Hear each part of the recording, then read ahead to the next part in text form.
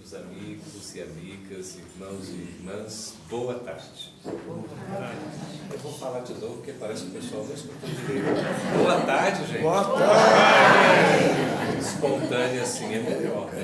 Natural, o pessoal envolvido, animado, afinal de contas, hoje é sábado, né? Já tomamos banho, ainda vamos tomar, isso, um friozinho gostoso. A gente já se alimentou e nós estamos num dia muito especial porque hoje esta casa, fé, amor e caridade completa 92 anos. Foi dia 25 agora, né? Ontem, hoje é dia 27, é isso? Então 92 anos de existência é um marco, porque realmente são mais de 9 décadas e isso vai implicar num trabalho contínuo de perseverança, de realização do bem. Das duas equipes, a equipe do plano espiritual e da equipe do plano material. E a gente vê, quando uma casa está comemorando o aniversário, sobretudo como esta, mais de 9 décadas, a presença da espiritualidade. Tem alguém que não é médium aqui, por favor? Algum que não é médium, que acha que não é médium, né? Tem alguém que tem percepção mediúnica, consegue sentir os espíritos, perceber um pouco da realidade espiritual? Alguns, né? Uns 3 ou 4, 5 corajosos. E a gente vai ver como é interessante, quando a gente percebe um pouquinho a espiritualidade, a gente sente que nós não estamos sós, porque nós estamos acompanhados, com a presença da espiritualidade amiga que nos orienta, que nos assiste, que nos dirige. E é impressionante como a gente adentra esta casa, a gente sente a proteção da espiritualidade.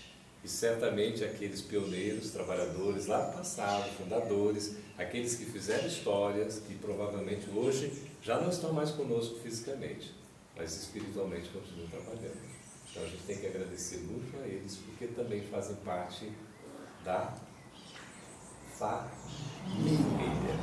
Né? O centro espírita é um lar. E nós aqui na casa espírita constituímos uma só família, porque somos todos filhos de um mesmo, portanto precisamos aprender a nos amar. Na família tudo é sagrado, tudo é bonito, como o Padre Zezinho diria para nós, não é? Essa evocação de algo que seja construtivo, que seja saudável, que seja feliz.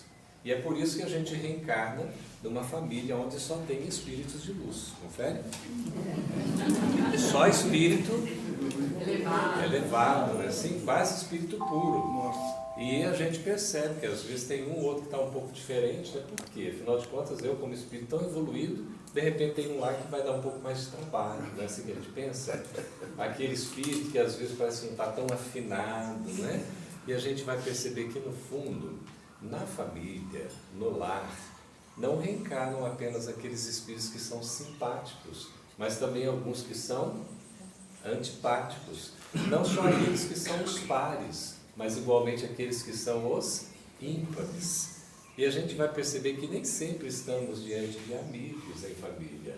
Por vezes, nós enfrentamos alguns inimigos que serão amigos após o entrelaçar dos sentimentos. E a gente nasce em família para aprender a desenvolver os laços do verdadeiro amor. Então, agradecendo aqui ao esse casal maravilhoso de musicistas, que músicas lindas vocês cantaram, que voz linda da senhora, que violão tão bem tocado, senhor, que voz de base também ali, maravilhosa. Parabéns, viu? Fiquei encantado de ouvi-los.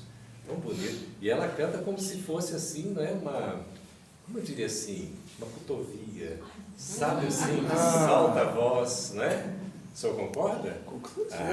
É isso mesmo que o senhor estava definindo, né? Com certeza. Eu li o seu pensamento. É uma coisa impressionante. A gente se sente bem quando a harmonia é bem executada, assim, a gente se envolve.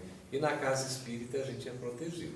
Mas é uma família também. Vale dizer que aqui na casa espírita a gente também está entre amigos e amigos também. A gente sempre tem aqueles que são simpáticos, às vezes aqueles que não são, digamos assim, tão simpáticos. Mas o acaso não existe, não é? Só pelo fato de nós estarmos juntos, nós precisamos aprender a agradecer. Agradecer. Emmanuel fala que quando a gente está diante do outro, a gente precisa agradecer ao outro pela oportunidade que a gente tem de estar convivendo com ele. Vocês são casados. Muito bem. O senhor tem consciência de que o senhor está amando. Amando dela. Meio século. Meio século. Meio século. Meio século amando dela. E está dando tudo certo. Por enquanto. Porque lá na casa de vocês a última palavra É dela. não é do senhor. Não, é dela. Eu tinha senhora. Tá vendo? Não é? E eu encontrei uma definição de casamento, senhor presidente André, que eu achei maravilhosa, a mais adequada, que o casamento é a união entre duas pessoas, em que uma está sempre com a razão e a outra é o esposo. É aquela água da paz que a gente precisa aprender a tomar. Vocês se lembram, né? Água fluidificada. Tinha um casal que estava enfrentando um pouco de dificuldades e, por incrível que pareça, quem foi procurar ajuda foi o marido. Impressionante, porque geralmente a iniciativa é da... Vocês são... Você é casado? Sim. A sua esposa... Essa é a Amanda. Ah, você está amando. Como é que é seu nome? Leila. Leila. Muito bem, André. Você obedece direitinho, né? Sim. Tá vendo? Não tem assim. E aí, o indivíduo estava sentindo um pouco de conflitos no casamento. Por quê? Porque ele aprendeu que o homem fala por dia 5.000 palavras. O homem, nós homens falamos 5.000 palavras. E a mulher só 17. 17.000. E aí ele não tinha muita oportunidade de falar porque ela falava pelos dois. E quando ele chegava em casa, é como se nessa fábula a mulher estivesse esperando o marido. Isso já não acontece hoje em dia, né? Ai do homem se não estiver esperando a mulher, né? Quando ela chegar em casa. Enfim. Mas aí, seja bem-vindo, senhor. Alegria em recebê-lo aqui. O senhor é muito simpático. Muito obrigado. Eu de hoje. Merecidamente, que o mérito é seu. Então, onde é que a gente estava mesmo? Aí, então, ele foi procurar ajuda. Um guru que queria salvar, se de repente o casamento está numa situação difícil, quem sabe não tem solução. E aí o guru, então, sugeriu para ele o seguinte: olha, eu vou te receitar esta poção mágica. Era uma água. A água e a água da paz. Você vai fazer o seguinte: quando você chegar em casa, a sua esposa o receber com tanto amor, e aí você sentir que você quer falar, respondendo algumas demonstrações amorosas por parte dela, você deve colocar esta água na boca, apenas uma dose. Coloca na boca, mas não engula. Segura, quando ela estiver falando. E ele foi e fez isso. O senhor acredita? Ele botou água na boca, chegou em casa assim, a mulher começou a falar mais um pouquinho. E ele não engolia. Quando ela acabou de falar, depois de 15 minutinhos breves, ele engoliu. E aí a mulher: você não vai falar nada, não? Aí no dia seguinte, a mesma coisa. Reduziu para 10 minutos. Você não vai falar nada, não? Depois, no terceiro dia, 5 minutos. E foram passando os dias, passou uma semana toda, e o mesmo exercício. De repente chegou à conclusão de que eles não tinham motivo nenhum para brigar, para se desentender. Muitas vezes a gente se desentende, eu posso falar isso com uma certa autoridade, porque eu fui casado por 2 vezes. Né? A gente não tem muito motivo. Quando você vai buscar as razões do desentendimento, quais são propriamente?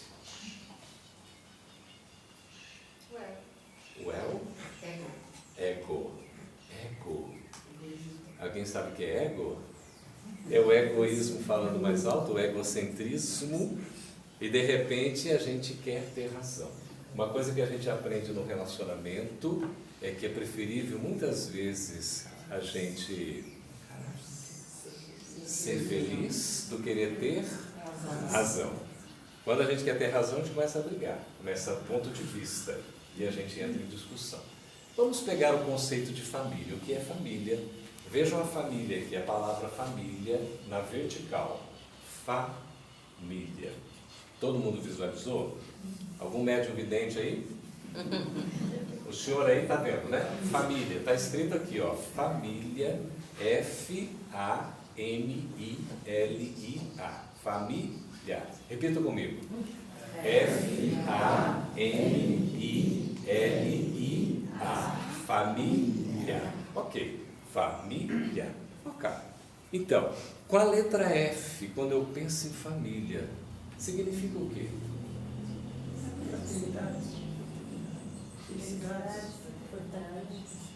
Felicidade, filhos. Nossa, isso aqui parece um Pentecostes. Pentecostes é quarta-feira de cinzas. Vamos lá, com a letra F, família significa o quê? Força. Ó, gostei. Não tinha pensado nessa não. Mas é força porque a família nos dá força por causa da união. Quando a gente precisa de pedir socorro, a gente pede aonde? A gente pode até brigar. Pode ficar até longe, mas quando precisa de ajuda, vai bater a porta da família. Família é o que então? Além de força. Com F, com a letra F. Fidelidade. O que é ser fiel? O fiel é aquele que tem uma correspondência de confiança. Muitos relacionamentos se extinguem pela falta de confiança, porque a confiança é a base da relação. Se não há confiança, não tem mais relação. Não tem como a gente se relacionar com alguém, seja num processo de amizade, num processo, de amor entre casais, por exemplo, seja numa relação que a gente tenha de trabalho, qualquer que seja a relação. Na casa espírita, se não houver confiança, não há relação verdadeira. Ok? Porque a família, de fato, tem que estabelecer essas bases da confiança. O que mais? Família com F. Eu vou dar uma dica. Começa com Frá e acaba com Eternidade. O que é a família fraternidade? Porque a gente se reúne, a gente se une entre irmãos. Família tem um I de irmãos também, não é isso? Mas a gente vai chegar lá. Fraternidade é porque constituímos uma irmandade. Nós somos irmãos. Nós somos filhos do mesmo Pai. E ali a gente tem a oportunidade de exercer os laços do verdadeiro amor. Família com F é mais alguma coisa? Vocês se lembram? Força, fidelidade, fraternidade, está de bom tamanho? Tá, não tá? E com a letra A? A de amor. Amizade. Alegria. Amparo. Quanta coisa a família é. Auxílio, amparo, assistência, amor. Não é assim? Alegria. A gente vive em família, às vezes a gente briga, acontece. Tem alguém brigado aqui em família? Com algum ente querido? Tem ou não tem? Não. Todo mundo aqui é sincero, é honesto, é verdadeiro. Todo mundo vai para o sétimo céu sem escala. Não. Esse momento que a gente faz uma viagem para dentro de nós mesmos, senhor presidente, é para a gente ver. Será que eu tenho alguma rusga? Alguma inimizade? E se família é amizade, por que às vezes eu entro em conflito e até em confronto? Por que eu brigo com um ente querido? Tem alguém chateado com o pai, com a mãe, com o filho, com o irmão? Brigou com ele? Eu brigo com uma pessoa que brigou comigo. O problema é de quem? É dele que brigou, né? Ele quer brigar então, né? É interessante. Quando, até diz assim, quando um não quer, dois não brigam. É o ditado popular. Porque só há contenda, a confusão, a briga, se de fato a gente, de certa maneira, está querendo. Ou a gente permite que aconteça. Alguém está magoado? ferido, ofendido, melindrado aqui? Teve alguma coisa que aconteceu que não ficou legal? Que a gente está Eu guardando? botei X em todos esses últimos três que você falou aí. Melindrado, chateado. Qual que foi o outro? Gabaritou. Gabaritou. Ofendido. Sentido. Gabaritou, nota 10. Ah, e é com entre da família, tá? É. Mais um. Mais um ali. Olha, a questão dessa amizade, desse amor, desse contato que a gente precisa ter, nem sempre ele será agradável. Nem sempre vai ser algo assim, até prazeroso, leve. É como se fosse assim muito fácil e dá tudo certo. Nós vamos enfrentar desafios, nós vamos enfrentar problemas. Mas até hoje, ninguém inventou um instituto mais completo e eficaz do que a família. Tentaram destruir a família já de todas as maneiras, nunca conseguiram. Só que é preciso entender que a família hoje tem múltiplas configurações. Antes você tinha o pai, o homem, a mãe, a mulher. E para se constituir na família, de preferência o filho varão macho, o menino, que era o esperado. Se nascesse uma menina, ia se tentando até nascer um menino, né? Às vezes eu tinha 8 mulheres, na verdade eu desisti, então fica só com as mulheres. Que é uma visão tradicionalista. Hoje nós temos pelo menos 17 configurações familiares. Não é mais somente o pai, a mãe e o filho. A gente pode ter, por exemplo, os avós criando os netos, como se fossem os pais. Acontece? Alguém tem um exemplo aí concreto? É. A gente pode ter os tios dando um suporte, como se fossem os pais dos seus sobrinhos. Às vezes o irmão mais velho pode estar cuidando do irmão mais novo, como se fosse um pai. Nós temos, inclusive, a questão dos casais que são separados. Não é assim? É comum hoje a gente ver isso. Tem um filho, e aí tem aquela questão da guarda compartilhada. Um período da semana com a mãe, outro período com o pai. Nós temos a questão dos casais homoafetivos, tanto homens quanto mulheres, que formam família e adotam filhos. Isso hoje se torna cada vez mais comum. Então aquela visão mais tradicional que a gente tinha, ela não é mais única. Hoje nós temos uma visão múltipla. É preciso entender o contexto familiar. A minha mãe vai fazer 87 anos, agora no dia 29 de setembro. Dona Maria, alguém conhece a Dona Maria? Alguém nunca assistiu o Evangelho no Lar da Dona Maria? Estão convidados. Todo dia às 8h30, tá bom? Pelo Instagram, @GeraldoCampete. O nome é o que menos importa, o importante é a Dona Maria, tá bem? Ali o Lar da Dona Maria. E a minha mãe, ela tem uma expressão muito interessante. Ela diz assim, a gente tem que tomar muito cuidado com os julgamentos que a gente estabelece. E é muito difícil a gente não julgar, não emitir um parecer. E além disso, às vezes até condenar. Porque a pessoa é diferente. Porque ela se manifesta de uma forma distinta daquela que é tradicional, que é comum. E a família, ela é uma universalidade de diferenças. Ninguém é igual a ninguém. Deus não cria sob o regime de duplicatas. Nos ensina Emmanuel, o guia espiritual de Chico Xavier. Deus não faz cópias. Deus só cria originais. Originais. Todos nós somos únicos. E somos especiais, ao mesmo tempo comuns. E hoje nós estamos na melhor versão de nós mesmos. Quando nós temos uma visão um pouco mais pluralista, sistêmica, a gente tende a incorporar, a incluir, a acolher, não distanciar, não afastar, não sermos alheios. A família é um processo de inclusão amorosa, afetiva, de acolhimento, para que a gente aprenda verdadeiramente a amar, incluindo as diferenças, porque nenhum filho é igual ao outro.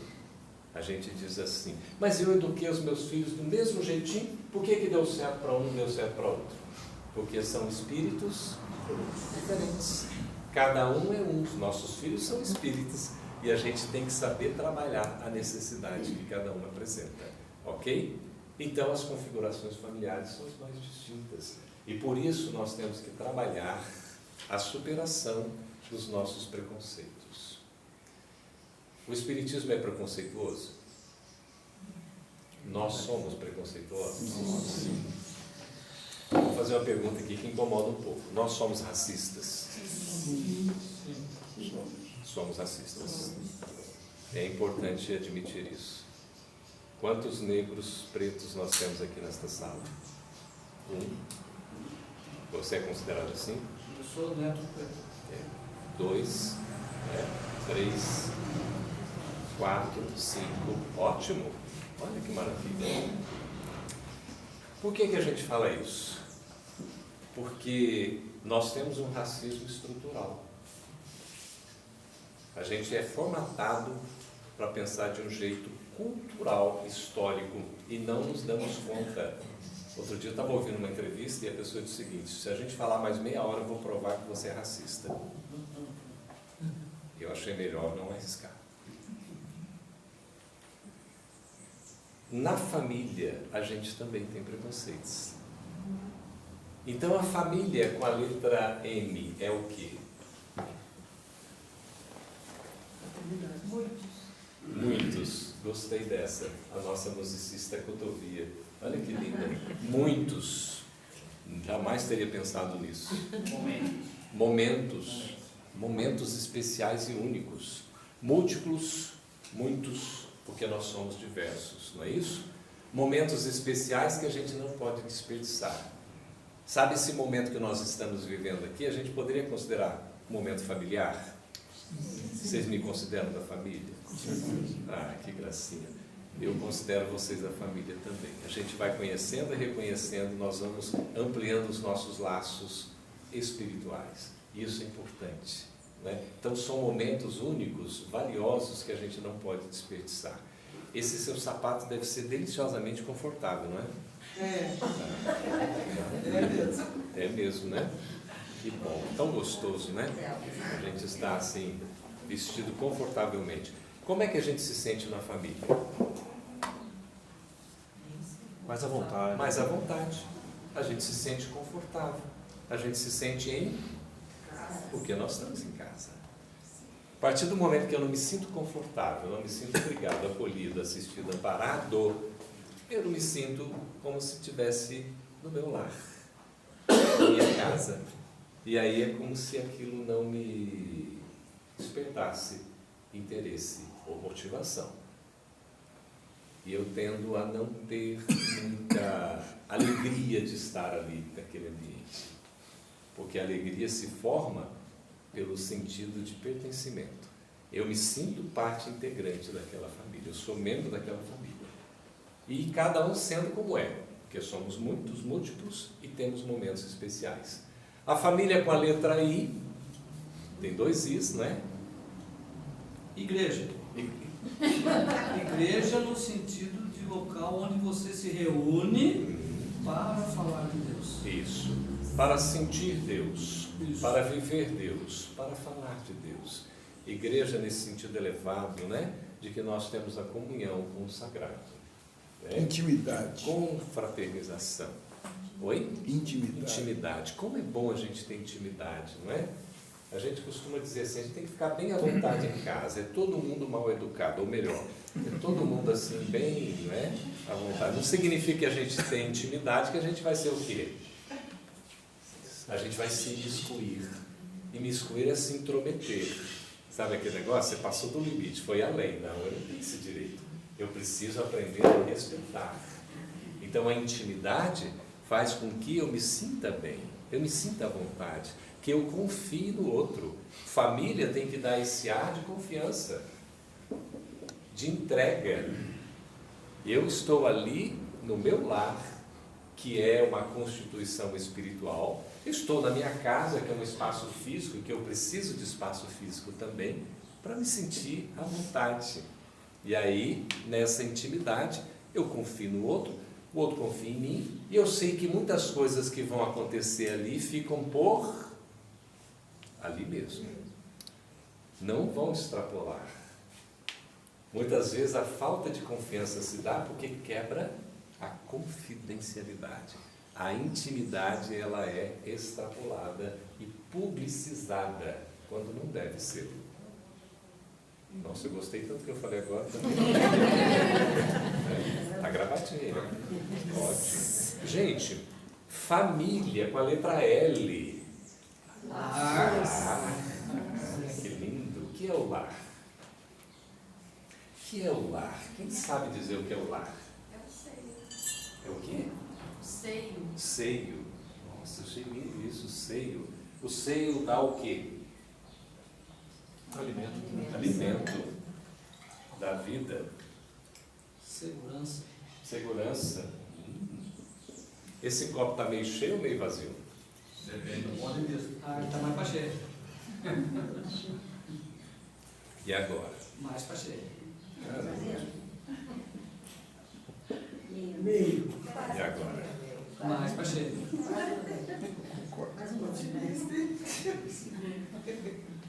E agora? Meio. Meio. O próximo quadro seria seu, tá? Tá meio cheio ou meio vazio? Meio cheio. Meio. Depende do ponto de vista. Depende de como enxerga. Para o otimista, esse copo estará meio cheio. Para o pessimista, vai estar meio vazio. Vocês sabem qual é a diferença entre o otimista e o pessimista? Winston Churchill, a gente cita aqui porque ele falou muitas coisas interessantes e também fez muitas coisas que não deveria. Mas vai lá, o primeiro-ministro da Inglaterra mais conhecido na história. Ele dizia o seguinte: o pessimista vê dificuldades nas oportunidades. O otimista vê oportunidades nas dificuldades. Por isso que é o ponto de vista. E o ponto de vista, segundo Leonardo Boff, teólogo, é a vista sob um ponto. Portanto, se eu estou diante de um número, estou aqui desse lado, não é isso? E eu estou vendo o número 9. Esse mesmo número 9, para você que vai se levantar para ajudar aqui na explicação, por favor. Não é? Pode ser assim, senhor presidente? Olha aí, né, da primeira dama, assim aqui, ó. Eu estou vendo o número 9. Que número ela vai estar vendo? 6. Como é que vocês sabem disso? Porque eu sou ao contrário de você. Ué, tá vendo? Eu estou ao contrário. Eu sou o contrário de você, impressionante isso, né? Então, é uma questão de ponto de vista. E a vista que ela tem é diferente da minha. Quem é que está certo? E quem é que está errado? Os dois ou nenhum? Ah, depende se a gente for obrigado, né? Obrigado, pode sentar. E se o número for 8? Oi? Se o número for 8? Se o número for 8, aí é uma beleza. Uma parte é maior, outra é menor, né? Porque também se faz o 8 e não são duas partes iguais, né? Tem uma barriguinha maior, outra menor, assim. E veja lá, tudo depende de como a gente vem enxergando, né? A família, quando a gente está tratando do lar, que é esse seio, esse esteio, esse aparato, esse substrato, é o que vai nos conceder vida. É o que nos alimenta para que a gente tenha a formação do caráter, dos valores essenciais para a gente viver com dignidade. Hoje nós estamos numa sociedade, para alguns estudiosos, considerada pós-moderna. Então somos lindos, né? Pós-moderno. E tem um sociólogo, que ele é polonês e também é filósofo, chamado Zygmunt Bauman. Vocês já ouviram falar? Sim. Zygmunt Bauman. Esses meninos aqui, essas crianças jovens, já estudaram Zygmunt Bauman? Nunca ouviram falar? Vão estudar ainda na escola, na faculdade, viu, pai? Vocês vão ver daqui a pouco. Zygmunt Bauman escreveu mais de 60, 80 livros. 40 deles foram traduzidos para o português. E ele desenvolveu a teoria da liquidez. Já ouviram falar? Liquidez é a medo líquido, sociedade líquida, amor líquido, relações líquidas, vários livros estão publicados. Por quê? Ele faz o contraponto do que é sólido, que a gente consegue gerenciar, dominar, do que é aquilo que é líquido, que esvai. A água, você consegue pegar a água, a não ser que você faça uma concha, né? Mas se tiver pelos dedos, ela vai o quê? Se esvair, não é? E ele fala isso, a gente está vivendo nessa sociedade em que os valores vão se esvaindo, porque nós nos apegamos ao que é fantasioso, quimérico, passageiro, temporário. E aí ele classifica a sociedade que a gente está vivendo com duas características principais. A primeira delas é que tudo passa. Tudo passa. Tudo é transitório, aqui na vida material. E tudo passa rápido, célere. Então existe a transitoriedade e a celeridade, para a gente poder entender essa sociedade que a gente está vivendo. Se nós não temos uma formação segura nesse seio, nesse esteio, nessa base, no lar, quando a gente é colocado na sociedade maior, porque o lar é uma miniatura de sociedade, a gente não está em condições de viver adequadamente.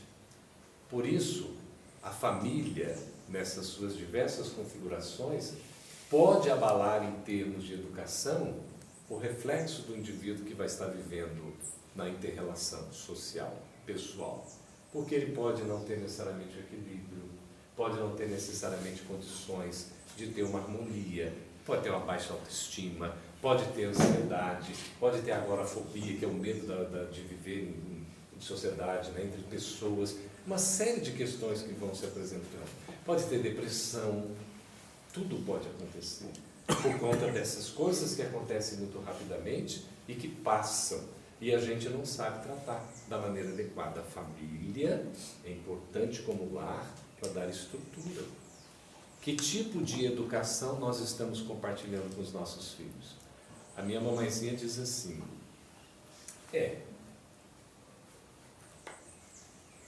eu acho que o meu pai, o pai de vocês, e ela chamava sempre o papai, referindo aos filhos, né, de uma forma carinhosa, o papai e eu, acho que a gente soube educar vocês.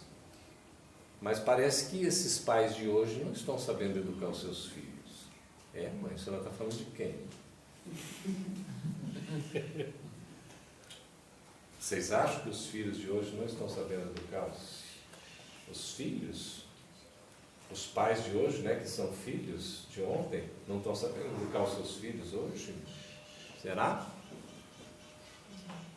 Quantas coisas estão acontecendo? A educação é diferente, né? A educação é diferente. É diferente. Da maneira que meu pai me ensinou, eu estou ensinando meu filho com o mesmo conceito, mas de maneiras diferentes, com conceitos diferentes, com outras atitudes. Mas a maneira, a base principal é o respeito, o carinho, o amor, tá? Que eu recebi de uma maneira com o meu pai, eu estou passando pelos meus filhos. Só que tem que ser de maneira diferente, porque eles são espíritos diferentes, né? São espíritos com outras condições. Exatamente.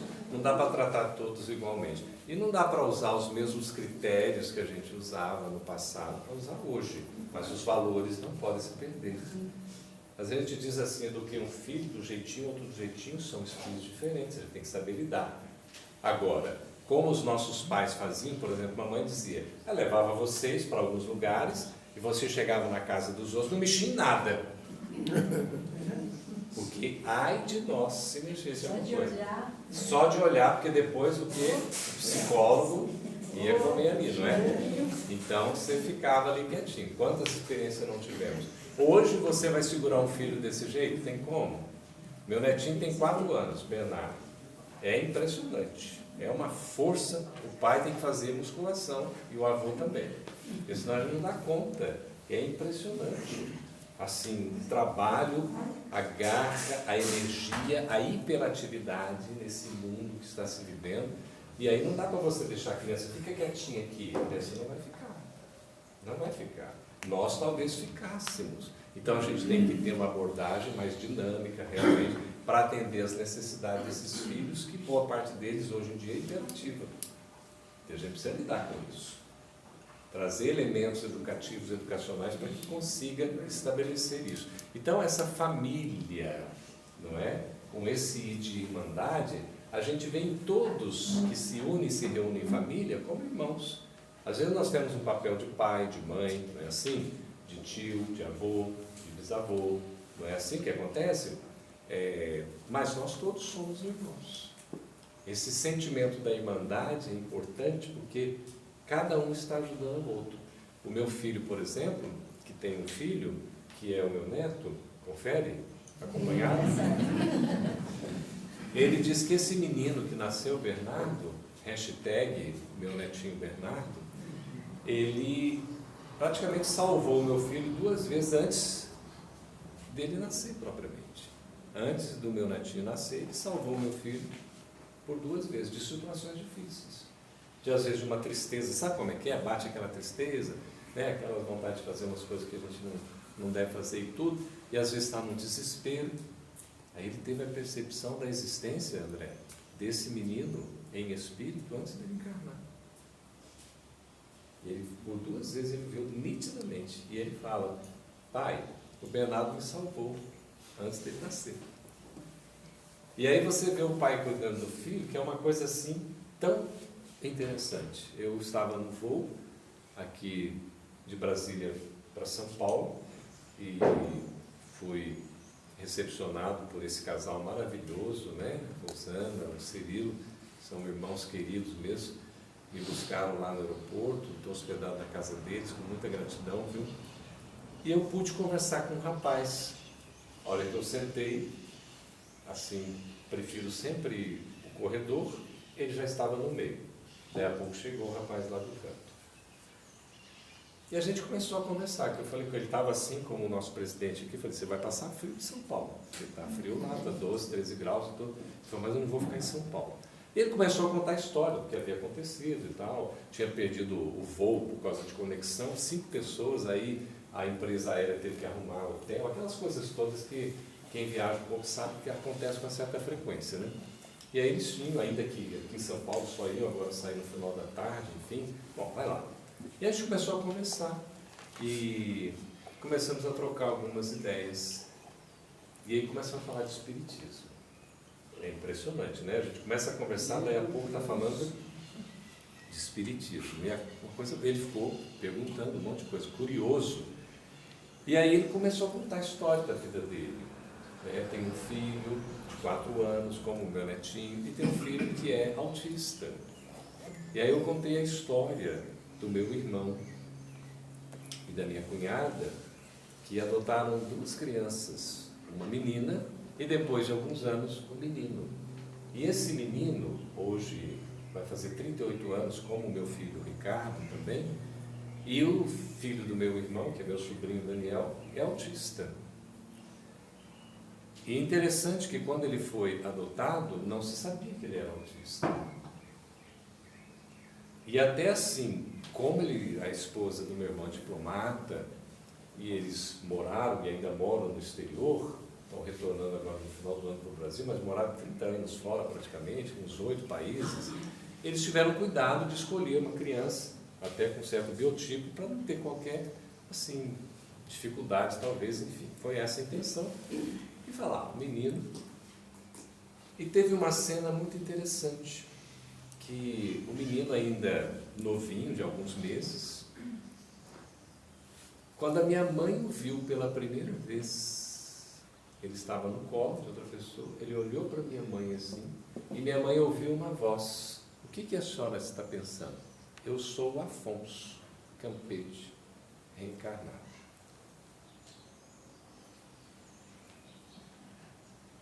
Afonso foi o vovô, pai do papai, que a gente não conheceu. Em dado momento ele sumiu no mundo e nunca mais voltou. E depois houve a revelação mediúnica, um trabalho mediúnico sério, que realmente esse menino é o avô reencarnado, adotado. Então o lar, a irmandade, a família, é algo tão impressionante, porque em família o acaso não existe. Aí a gente vai fechar a família com esse A, que significa também tantas coisas, como, por exemplo, alteridade, assertividade, amparo, auxílio, abrigo, amor. Porque o acaso não existe. A causalidade impera em tudo, porque somos regidos pela lei de causa e efeito. Todos estamos submetidos a essa lei que rege os nossos destinos, que é uma lei de amor, não é uma lei de condenação, de punição, de castigo. Deus não castiga. Deus oferece a oportunidade da educação. Por isso, o lar, em essência, é um ambiente de educação. E nós estaremos reunidos ali em família não casualmente. Tudo tem uma razão. Portanto, se a gente tem algum sentimento negativo, alguma mágoa que tenha ficado, alguma ofensa que a gente tenha sentido, a gente tenha brigado com um ente querido, ficou assim uma década, 2 décadas, e de repente aquele ente querido parte, como é que a gente se sente? Perdeu a oportunidade. Alguma coisa ficou que poderia ter sido, quem sabe, resolvida de forma distinta e a gente não necessariamente aproveitou a oportunidade. Mas nunca é tarde, porque mesmo tendo um ente querido partido e a gente não tendo se reconciliado, nós podemos usar de mecanismos valiosos para esse encontro espiritual de uma forma mais assertiva, que é através da a reencarnação, com certeza virá, mais cedo ou mais tarde. E meu papaizinho falava, Deus é tão bom que Ele concede o tempo e a reencarnação, para que a gente tenha tempo de se preparar, para que quando a gente reencarnar, nós tenhamos uma certa preparação para enfrentar aquelas provas. Então a gente vai ter o tempo de se reconciliar no momento certo, sem precipitação. E a gente pode usar para aquele que já foi, que já partiu, o contato através da mente, pela oração. André Luiz diz que orar constitui a fórmula básica da renovação íntima pela qual o divino entendimento desce do coração da vida para a vida do coração. Então, quando a gente ora, a gente se envolve, a gente se conecta. E em família isso facilita. Por isso que é bom o Evangelho no lar. Quem é que faz o Evangelho no lar aqui? Muito necessário. A gente passou por um período de pandemia, que não foi nada fácil, não é? E nós começamos na pandemia a fazer o Evangelho todo dia. Todos os dias. E depois, num certo tempo, o Evangelho no lar da Dona Maria, a gente começou a resolver fazer com o público, no primeiro momento. Depois as orações a gente faz reservadamente. Mas o primeiro momento, uma leitura, um comentário, uma música, a gente faz com todo mundo, diariamente. Como é importante o Evangelho no lar? Pergunto para vocês, por quê? Por que o Evangelho no lar é importante? O que ele traz de bom? Acho que ajuda a educar o sentimento, reflexões, né? Eu acho que faz a gente analisar melhor as coisas. Então, eu acho que faz harmonia. Acho que ajuda a gente a harmonizar o coração, o sentimento. Você é psicóloga, educadora? Sou mãe, vó, Ah, gente, esqueci da sogra, né? É muito importante a sogra. A sogra é uma segunda mãe. Mas vocês sabem porque... Depois você desgrava isso que eu vou falar agora aqui, por favor. Pode deixar rodando, depois você edita, se for o caso. Você não deixa, não tem problema. Você sabe por que Pedro negou Jesus 3 vezes? Olha, isso eu ouvi, não posso nem falar, já está no plano espiritual, abençoado peixinho, lindo peixinho, querido, um filósofo, cabeçudo, assim, um indivíduo que pensava longe. Devemos muito a esse irmão. A gente apresentava o Entre Dois Mundos. Quem conheceu aqui o programa Entre Dois Mundos? Está disponível na internet ainda e tal, mas apresentando durante alguns anos, e uma boa parte do tempo foi bancada do bolso desse nosso irmão, André Luiz Peixinho. Ele pagava a exibição do programa no canal de TV aberta, só cada exibição era em torno de R$5.000, 27, 28 minutos. E ele pagava do bolso dele. Você imagina 4, 5 programas por mês, 6 meses, 1 ano. Vai somando. E depois é que eu fiquei sabendo que era ele que pagava uma parte, depois a fé pagava outra parte. Mas beleza, porque é um programa caro, por conta da maneira, de estrutura para televisão, com câmeras, né? Enfim, essas coisas todas. Enfim, mas olha aqui, por que eu estou falando isso mesmo? Você está falando do Pedro? Ah, do Pedro, né? Presta atenção, gente. Aí olha só que coisa bacana. Eu fiz os peixinhos junto com outros amigos, isso num evento, né? E contando aquela história, assim, conversando nos bastidores, é claro, né? Nada assim puro, como a gente está fazendo aqui, tudo em casa, né, gente? Estamos em casa, né? Só está indo para Deus e o mundo, né? Assim, o senhor está gravando ou está transmitindo? Gravando. Gravando, ok. Então o que acontece? Aí foi lá e ele faz essa pergunta: sabe por que Pedro negou a Jesus por 3 vezes? Não sabe. Não sei. Você sabe, alguém sabe, algumas pessoas sabem. Alguns só sabem, então não vamos contar, não, deixa assim mesmo, tá bom? Ai, agora que é assim, bastidores 5, né? Então tá bom. É porque a única sogra que Jesus curou no Evangelho foi de Pedro. Acreditam num negócio desse? O pessoal está rindo, olha aí, o pessoal está rindo. É claro, né, gente, isso aqui é uma alegoria, porque é tão maravilhoso, assim, Pedro, tão maravilhoso Jesus, tão maravilhosa a sogra de Pedro também, que estava ali junto, porque as mulheres não eram consideradas, praticamente, não eram contadas. Até se discutia se a mulher tinha alma ou não. Gente, quem é a figura principal do lar? Só mulheres responderam, né? Nós homens estamos onde? A gente é papel o quê? Como que é? Subjacente? Coadjuvante, ó, já sabe até o nome. Já está ali. Mas é assim, todos têm a sua importância. Cada um tem o seu papel, a sua função. É por isso que o espírito, em essência, não tem sexo. Ora nós encarnamos como personalidade masculina, ora com personalidade feminina e vamos revezando. Até mais os cabras mais machão vai ser desse jeito. Não adianta você achar que só vai reencarnar homem, que um dia a gente vai reencarnar mulher. Mas para isso, até pelo pensamento que a gente tem ainda, vai demorar. Porque a gente tem que ter mérito para isso. Não é? Mas são funções distintas e complementares. Tá certo? Um não é melhor que o outro, mas cada um tem o seu papel. Mas não há dúvida alguma de que a figura da mãe tem uma relevância. E Deus criou essa figura exatamente para resolver os problemas do mundo. Não é?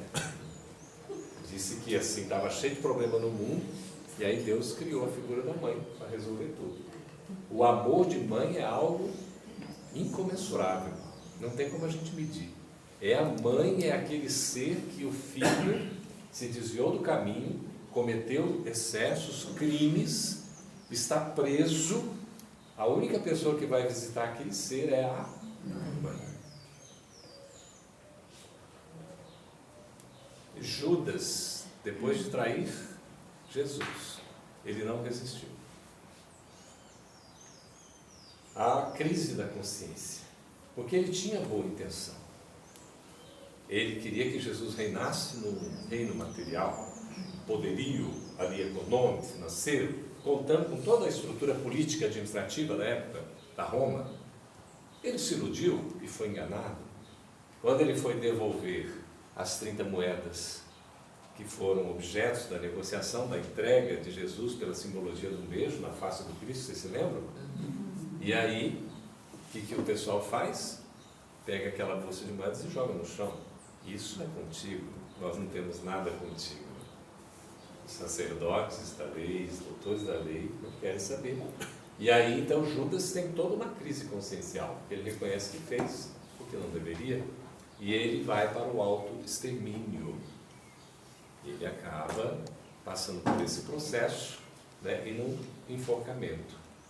E aí ele estava nos umbrais das dores, do sofrimento, retratado no livro Momentos de Ouro, Retrato de Mãe, Maria Dolores narra exatamente o resgate de Judas, quando Maria vai buscá-lo. Maria, mãe de Jesus, aquele que tinha sido assassinado pela entrega daquele indivíduo que estava em estado de sofrimento. A mãe do que houvera sido assassinado, vai buscar o homicida nas regiões de dor do plano espiritual. E ele, em princípio, não aceita, porque ele estava vendo ali alguém que ele não merecia. E quando se falou na figura de mãe, ele não admitia, porque a mãe propriamente consanguínea dele o havia abandonado quando ele buscou ajuda, amparo. E aí Maria se apresenta como mãe de Jesus, que ali estava. E ele, diante daquela amorosidade, daquela afabilidade, daquela doçura, ele não resiste. E ele se entrega, sendo resgatado. O amor é transformador.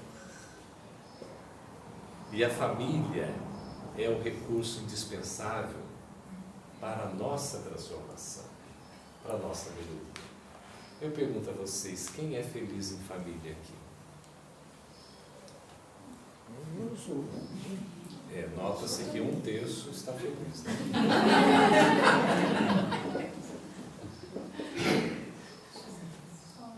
Eu acho que Somos, depende do ponto de vista, né? depende do ponto de vista, é um 6 ou 9.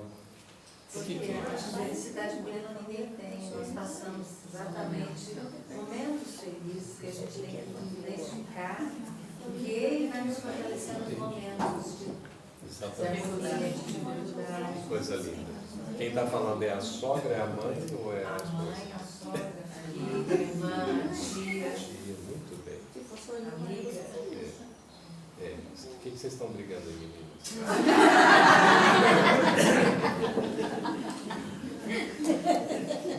Quer socializar? Pode falar.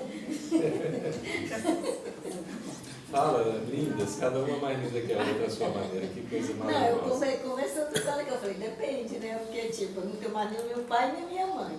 Meus irmãos, um mora em tal lugar, outro em outro. Eu só tenho eu e meu marido. Então, se fosse eu e meu marido ser feliz, então eu sou feliz. É isso que eu tô falando. Que bom, né? O marido pensa do mesmo jeito. Assim, Ah, se não pensar. graças a Deus. Graças a Deus, como é que é seu nome? Marlene. E a Marlene, não é?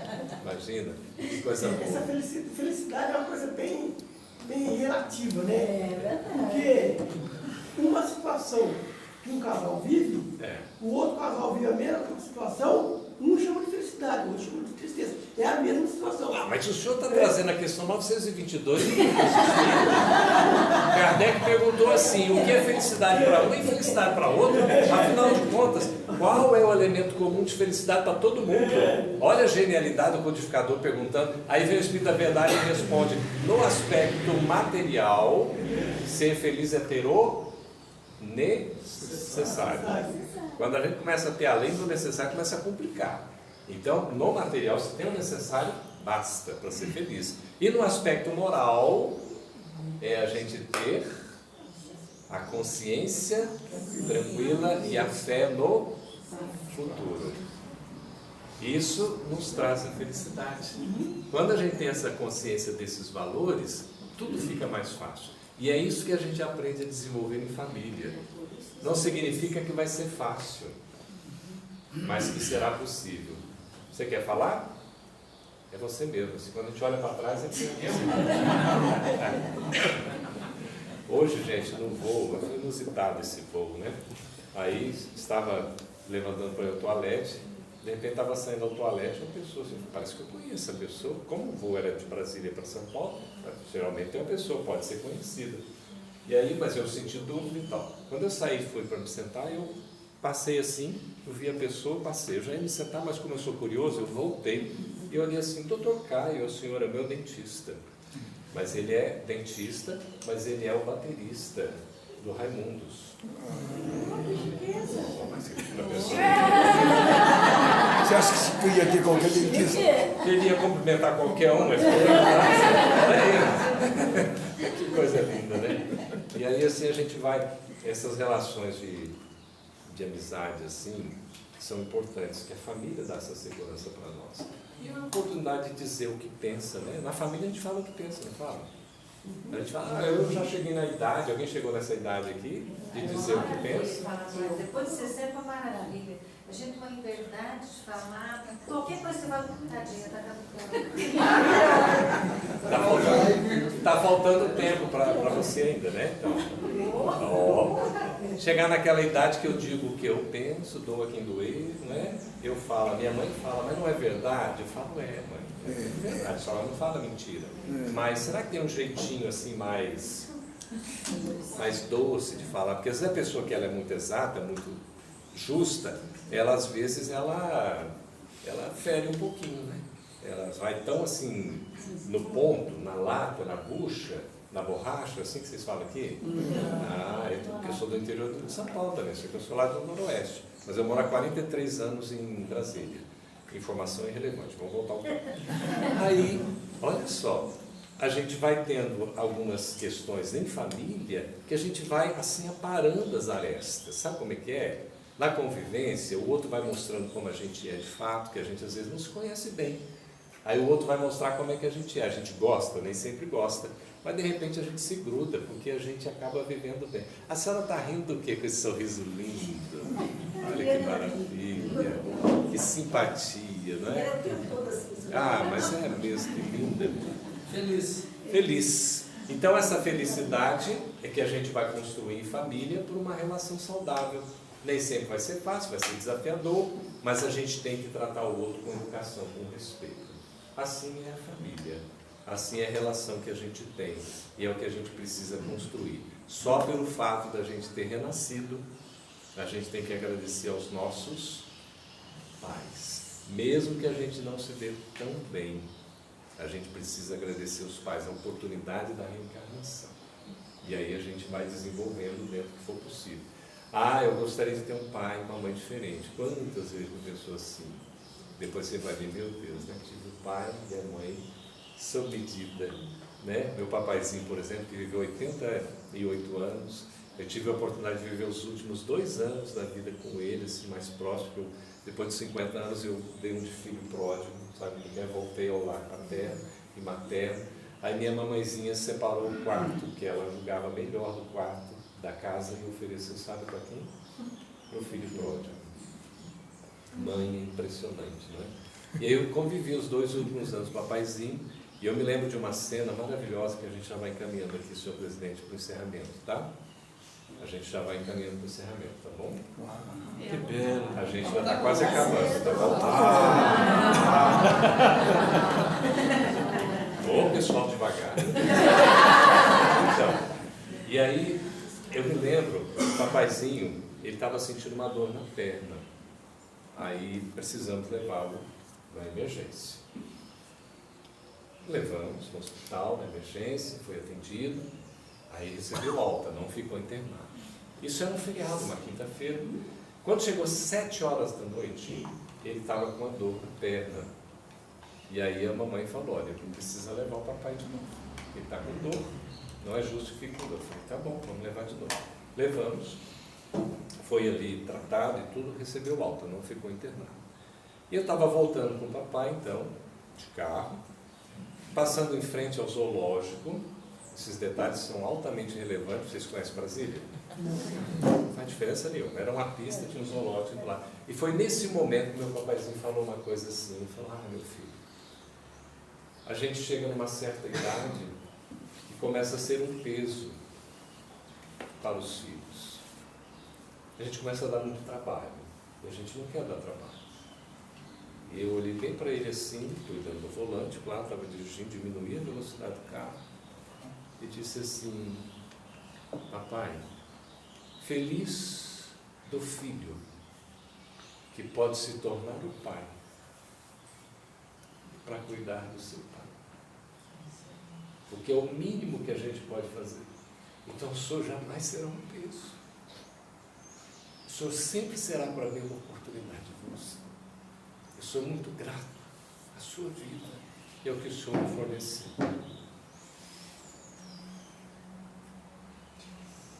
Hoje convivo diariamente com minha irmãzinha. Tenho conhecido a minha mãe como nunca conheci.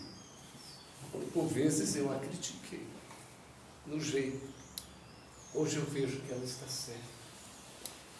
Mesmo que não seja assertiva em toda a forma de agir, mas ela é honesta, ela é sincera, ela é amorosa, ela é protetora. Até hoje, ela prepara o meu almoço para eu levar no meu trabalho profissional. E o almoço dá para 3. É um amor tão grande que a gente foi criado aqui no interior de São Paulo, em família tradicional, em que a gente não se abraçava, não se beijava comumente. Mas não era por isso que nós não tínhamos amor um pelo outro. O papaizinho, depois de mais idosinho, virou um beijoqueiro. Todo mundo o adorava, o amava. No seu velório havia 120 pessoas, 11 casas espíritas representadas. A minha mamãe querida, ela sente falta até hoje, na rua onde a gente mora, de conhecer todos os vizinhos, porque cidade grande é assim. A gente não conhece todo mundo. E ela sente falta. Mas ela tem uma outra amiga, pelo menos, em que ela faz o bolo e vai repartir o pão.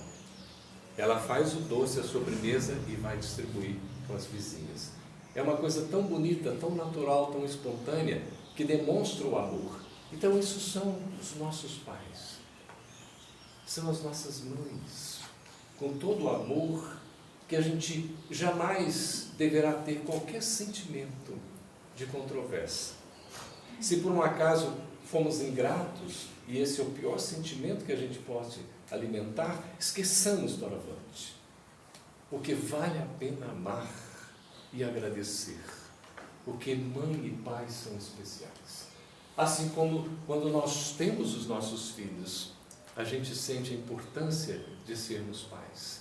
Então que a gente possa conviver com uma música do Padre Zezinho em harmonia, mesmo que sejamos diferentes, que somos efetivamente, mas que possamos ouvir o outro, escutar, conversar, dialogar, criar pontes de entendimento e não muros de separação. E se estamos brigados, revoltados, chateados, magoados, que aproveitemos a oportunidade de nos reconciliar com esse adversário constituído ainda enquanto é tempo. Aproveitemos a oportunidade da encarnação de bater a porta, como Chico certa feita o fez, diante de uma pessoa que não se sentia bem com ele, porque queria que ele fizesse num documento uma anotação que não era legal. E Chico, trabalhando na fazenda modelo, vinculado à área da agricultura, ele não atestou o documento que já havia vencido no dia anterior. E o homem ficou revoltado, brigando com Chico, e cortou a relação de amizade. Passado um tempo, era quase já a época de Natal, Chico vai bater a porta daquele senhor, porque ele não se sentia bem. De tudo que ele estava aprendendo, era preciso demonstrar o amor. E o senhor então vai e não queria receber. Vem uma pessoa trabalhando na casa, ele não quer receber você, mas diga que estou aqui, que eu preciso falar com ele. Insistiu, a pessoa veio. Então perguntou ao Chico: você está aqui porque você é humilde ou porque você é sem vergonha? Aí ele falou: porque eu sou sem vergonha, então eu recebo o Chico. E a partir daquele momento virou amigo de novo. E o homem reconheceu a grandeza de Chico Xavier. Então, queridos, muitas vezes o nosso comportamento é tão pequeno, é tão assim, sem sentido, que quando a gente para refletir, nós vamos ver que aqueles seres a quem nós mais amamos são aqueles a quem mais nós devemos e a quem a gente precisa aprender a agradecer, sempre. Então não percamos tempo, aproveitemos a oportunidade. Eu queria trazer aqui, com a licença do nosso violinista e a nossa cotovia, já pedindo desculpas antecipadas, não é? Se a gente puder, posso usar aqui, querido, tá bom? E trazer para vocês uma música que ela foi composta por Rabindranath Tagore, o poeta indiano, prêmio de literatura mundial na Índia, em 1913. É tão interessante que aqui no interior de São Paulo, ali na região de Franca, a gente tinha a chamada Comenesp, acho que até hoje acontece, Confraternização das Mocidades Espíritas do Noroeste de São Paulo. E a gente ia nesse evento e adquiria os livros na mocidade, na juventude. Adquiria os livros e o pessoal assinava, botava o endereço, o telefone. Na época nem tinha internet, não tinha e-mail, não tinha nada disso. WhatsApp, nada. E aí um colega chamado Joel de Franca, que eu só ouvi aquela oportunidade, ele escreveu uma estrofezinha num livro Somos Seis, que ficou cheio de anotações, eu tenho esse livro até hoje, e ele colocou essa letra. Depois de 15, 20 anos eu fui ler aquele mesmo significado no livro Estesia, de Rabin Daman Tagore, psicografado por Divaldo, publicado pela Leal Editora. Não é da mesma forma, mas o conteúdo é o mesmo. E eu li 1, 2 vezes isso que ele escreveu e memorizei. Depois de algum tempo, a gente fez uma melodia. Ficou conhecido como Amigo Irmão.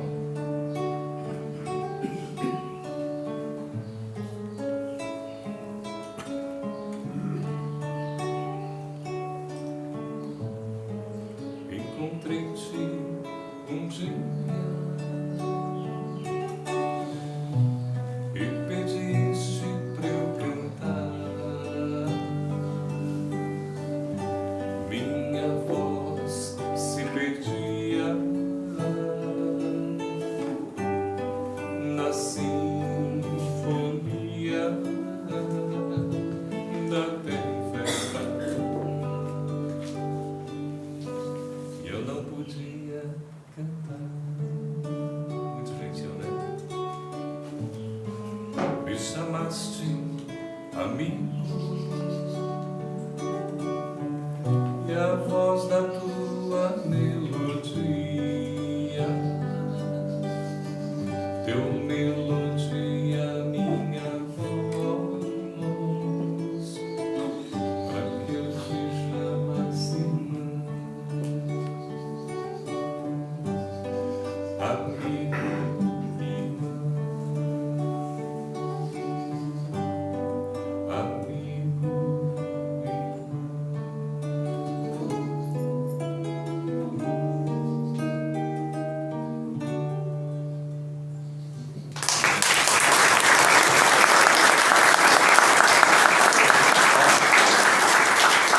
puxa a cadeira que a gente vai fazer uma prece cantada. Puxa aqui que eu quero o senhor sentadinho. Você não vai ver. E vocês podem cantar comigo, que eu acho que vocês conhecem essa música. Pode cantar mais Por uma? favor. E aí a gente vai encerrando a nossa fala, tá? Quem gostou, por favor, permaneça como está. 100%.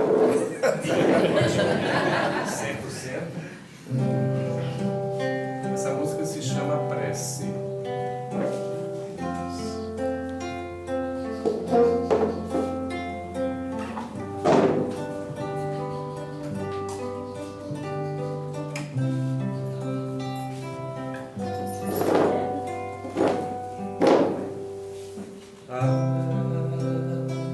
Agradecemos, Senhor,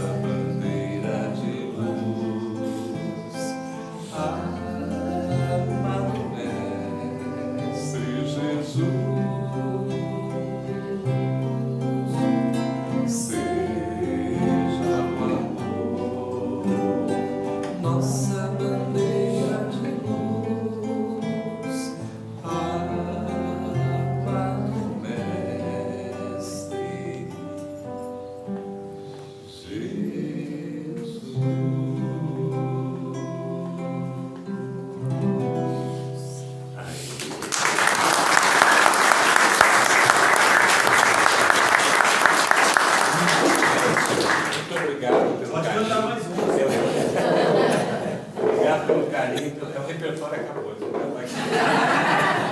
Obrigado pelo carinho, pela atenção, uma honra estar aqui com vocês. Parabéns uma vez mais pelos 92 anos desta casa, Fé, Amor e Caridade.